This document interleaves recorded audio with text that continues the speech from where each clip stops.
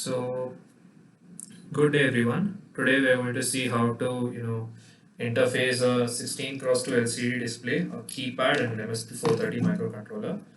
So, we are going to have, this code is mainly divided into two main segments. First segment is the boilerplate functions that are used to initialize the LCD display.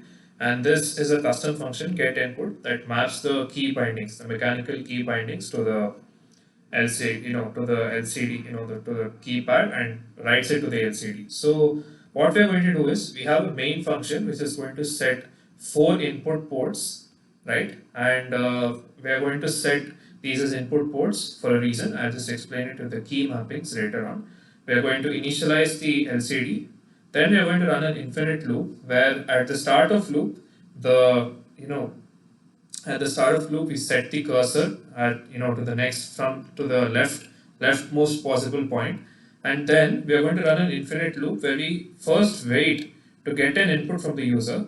Whatever character the user has pressed, it will be written into the LCD. There's a slight delay so that the switches don't inter the key presses don't interfere with each other. After that we keep repeating the process. So what exactly does this get input do? It's going to set these lines as outputs and it's going to iterate through them. So why do we need to do that? To answer that question, I'm going to just quickly go through the MSP430 datasheet that we have here. So in this datasheet, we can see that there are 8 lines in all. There are 4 output lines, D4, D5, D6, D7, and there are 4 input lines, P13, P24, P17, and P16.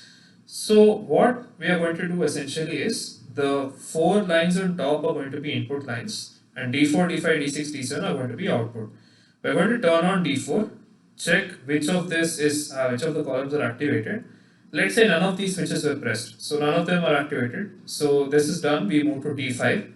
Then we check column wise fashion, and then we keep moving on. So whichever switch is pressed, what is going to happen is that eventually we are going to find out which switch was pressed, and if that switch was pressed, we assign we pass the corresponding character on via the get input function, and we terminate the function. So this is basically an iterative way of doing it. This repeats in an infinite loop until the user has pressed a button. That basically covers the theory part. Let's just check how it's going to look in the implementation aspect.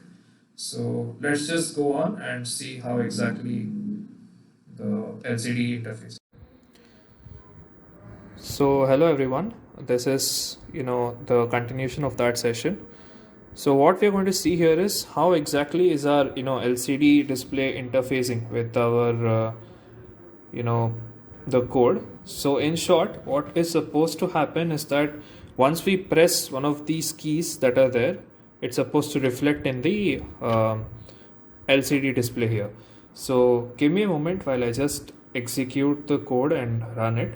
So at the start of the code, every time the initialize GPIO function clears out the LCD display. So we had a few stray characters present from the previous execution, so that's erased.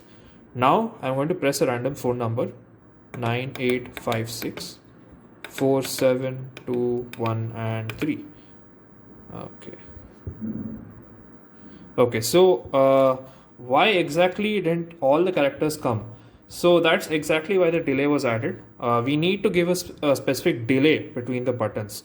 Now let's say I'm going to press it a little bit slower this time. 2, 3, 4, 7, and we have 8.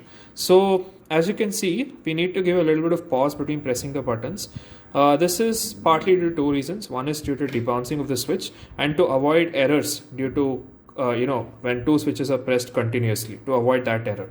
So these are the 2 features that we have, and as you can see, the touchpad works perfectly with the MSP430 microcontroller. Okay.